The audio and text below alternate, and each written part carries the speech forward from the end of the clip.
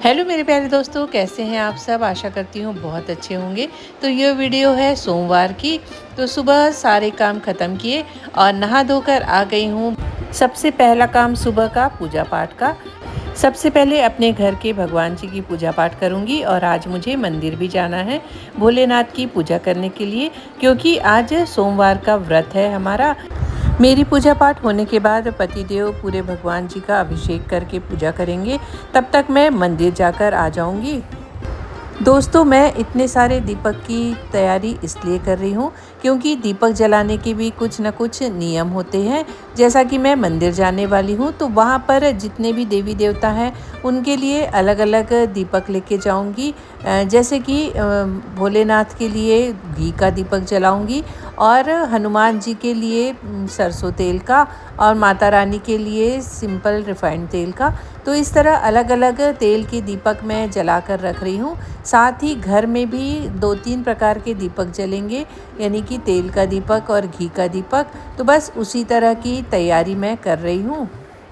और क्या आपको पता है, कभी भी घर में एक दीपक नहीं जलाते हैं, या तो 2 दीपक जलाइए या 4 दीपक जलाइए। मतलब कि सम संख्या में दीपक जलाना चाहिए, ऐसा पुराने लोगों ने कहा है और उसी को मैं भी फॉलो करती आई हूँ।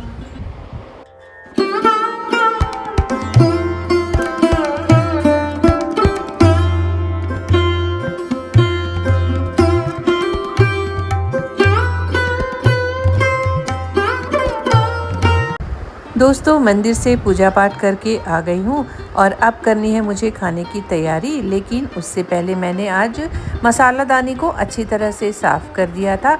तो करीबन हफ्ते में एक बार इस मसालादानी को अच्छे से साफ़ करती हूँ, क्योंकि बारिश का समय है और बहुत जल्दी मसालादानी ख़राब हो जाती है और मुझे साफ़ सफाई रखना अच्छा लगता है।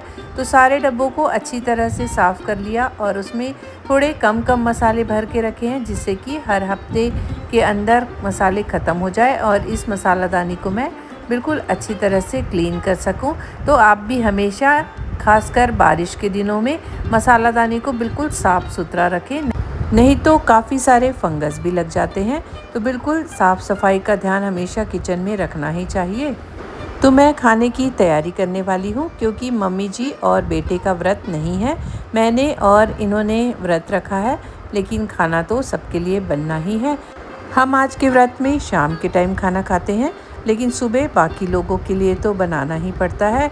तो आज बनने वाली है बीन्स की सूखी सब्जी, जो कि बहुत ज़्यादा टेस्टी लगती है। तो बस हाथ से तोड़ने में टाइम लग रहा था, तो मैंने कैंची से फटाफट स्टार्ट कर दिया है खाना बनाना। और दोस्तों, 4 दिनों से मुझे बहुत ज़्यादा काम करने पड़ रहे हैं, क्योंकि मेरे घर की काम वाली दीदी छुट्टी पर गई है। राखी में गई थी, लेकिन अभी तक वापस नहीं आई हैं। तो घर के सारे काम करके मैं इतनी एनर्जेटिक कैसे रहती हूँ, ये भी आज आप लोगों के साथ शेयर करूँगी।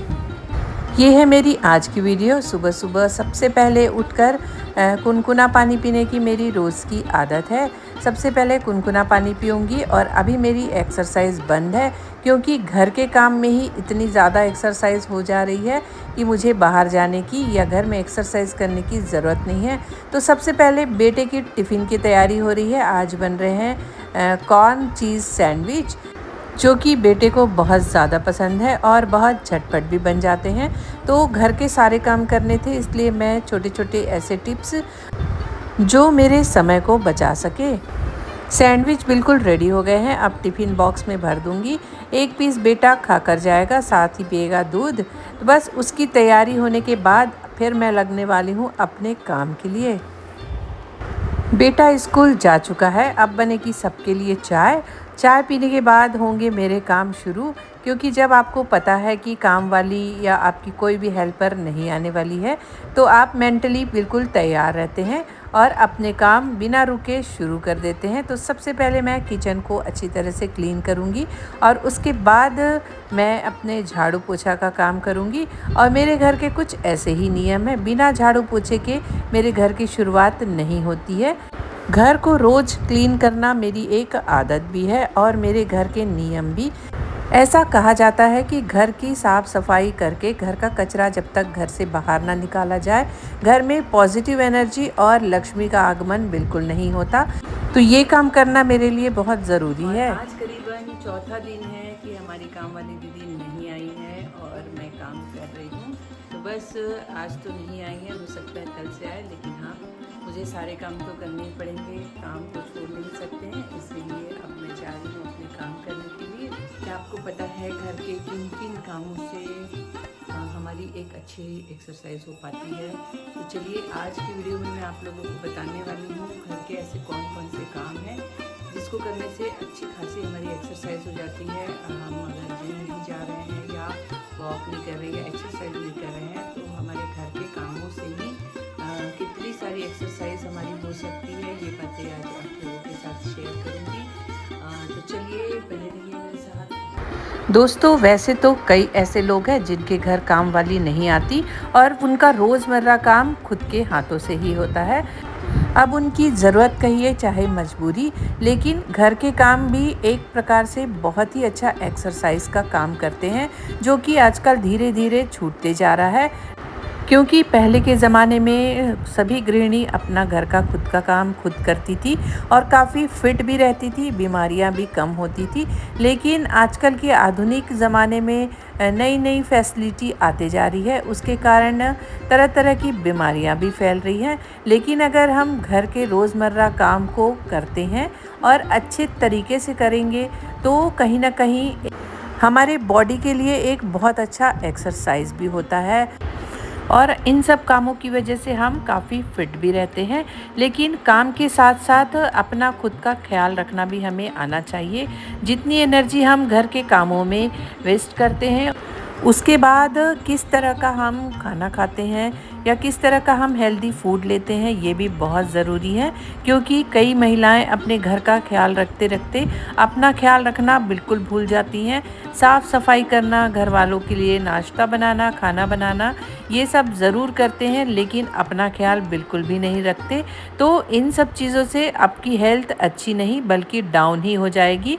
तो अगर आप घर का काम पूरा खुद करते हैं तो काम कीजिए, लेकिन उस लेवल का जो खाना या नाश्ता है यानी कि हेल्दी फूड जिसकी मैं बात कर रही हूँ, वो भी आपको ज़रूर लेना चाहिए। क्योंकि जो एनर्जी आप घर के कामों में लगा रही हैं उससे घर तो बहुत अच्छा हो जाएगा और आपकी एक्सरसाइज भी, लेकिन आपको हेल्दी फूड की भी बहुत ज़्यादा ज़रूरत होती है। तो आज मैंने बहुत अच्छी तरह पूरे घर को झाड़ू लगाया। झुक झुक कर काम करना ये भी बहुत अच्छा कमर का एक्सरसाइज है। अब लगाने वाली हूँ पोछा। तो पोछे का दो ऑप्शन है, आप चाहे तो मॉप से भी लगा सकते हैं, लेकिन कई बार मुझे बैठकर अच्छी तरह से पोछा लगाना पसंद है। तो आज मैं इत्र और नमक डालकर पोछा लगाने वाली हूँ, जिससे कि घर में खुशबू भी आए और नमक डालने से मक्खी मच्छर बिल्कुल भी नहीं आते हैं। तो आज मैं बड़े आराम से बैठकर घर की सफाई करने वाली हूँ।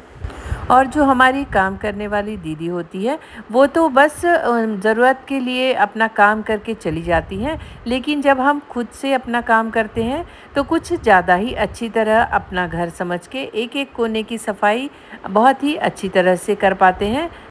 लेकिन कई बार तीज त्यौहार हो या घर में आने जाने वाले मेहमान हो तो हमें काम वाली बाई की ज़रूरत पड़ती ही है और हमें उसे रखना भी पड़ता है। क्योंकि झाड़ू, पोछा, बर्तन, कपड़ा, इसके अलावा भी घर के ऐसे कई काम हैं जिसका ध्यान हमें खुद ही रखना पड़ता है। जो काम दिखाई नहीं देते, बस होते चले जाते हैं।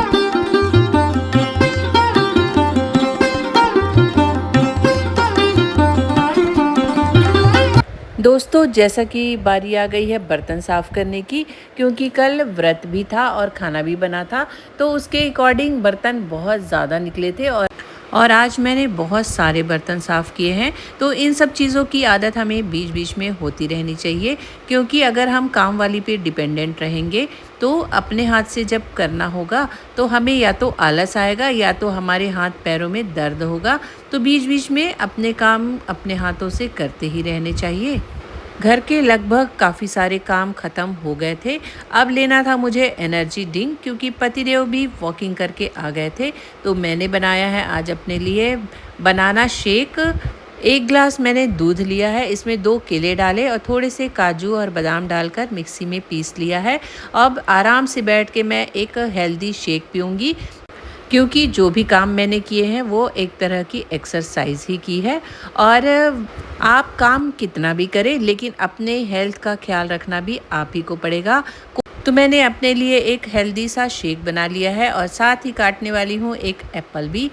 इस तरह मेरा एक हेल्दी नाश्ता हो जाएगा और बाकी के काम भी मुझे करने ही हैं। और दोस्तों, आज है चतुर्थी, पतिदेव का व्रत होता है। तो बस सारे काम ख़त्म करूँगी, सासू माँ को दूंगी नाश्ता और नहा धोकर लग जाऊंगी किचन में।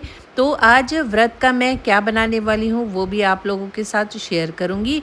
आपने समा के चावल तो सुने ही होंगे, इसे भगर भी कहा जाता है और समा के चावल भी। इसे मैंने धोकर रख दिए हैं, साथ ही 2 मिर्ची काट ली है और 1 कच्चा आलू काट कर रखा है।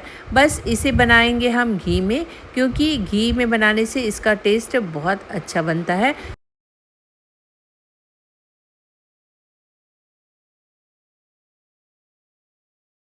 और फलाहार की कोई भी चीज़ अगर आप घी में बनाओगे तो थोड़ी शुद्धता भी होती है और टेस्ट भी बहुत अच्छा हो जाता है। तो बस मैंने 2 चम्मच घी लिया है, उसे अच्छी तरह गरम कर देना है। साथ ही डाल रही हूँ 1 चम्मच जीरा और हरी मिर्चें, और अब डाल दूँगी कटे हुए आलू। आप चाहे तो उबले आलू भी यूज़ कर सकते हैं। अब इसे थोड़ी देर ढककर अच्छी तरह पका लेना है। जैसे ही आलू थोड़े पक जाएंगे, हमें ये जो समा के चावल है इसे डाल देना है। अब इसमें डाल रही हूँ फली दाना और साथ ही डालूँगी करीबन 3 चम्मच दही, क्योंकि दही डालने से इसका बहुत अच्छा टेस्ट आ जाता है। दही डालने के बाद इसमें डालूँगी थोड़ा सा दही के खटास को बैलेंस करने के लिए आधा चम्मच शक्कर, साथ ही सेंधा नमक डालेंगे और उसके बाद डालेंगे 1 गिलास पानी। बिल्कुल उपमा की तरह पकाना है इसे और बिल्कुल सॉफ्ट हो जाएगा। खाने में बहुत ही ज़्यादा टेस्टी लगता है। एक बार ट्राई ज़रूर करके देखिएगा इस तरह से। तो पतिदेव को निकलना है ऑफिस, इसलिए उनका फलाहार बिल्कुल रेडी है। तो आज का वीडियो आप लोगों को कैसा लगा ज़रूर बताइएगा। वीडियो अच्छा लगता है तो वीडियो को लाइक कीजिए, सब्सक्राइब कीजिए, कमेंट्स कीजिए और बने रहिए मेरे साथ। फिर मिलूँगी एक नए वीडियो में, तब तक के लिए बाय बाय।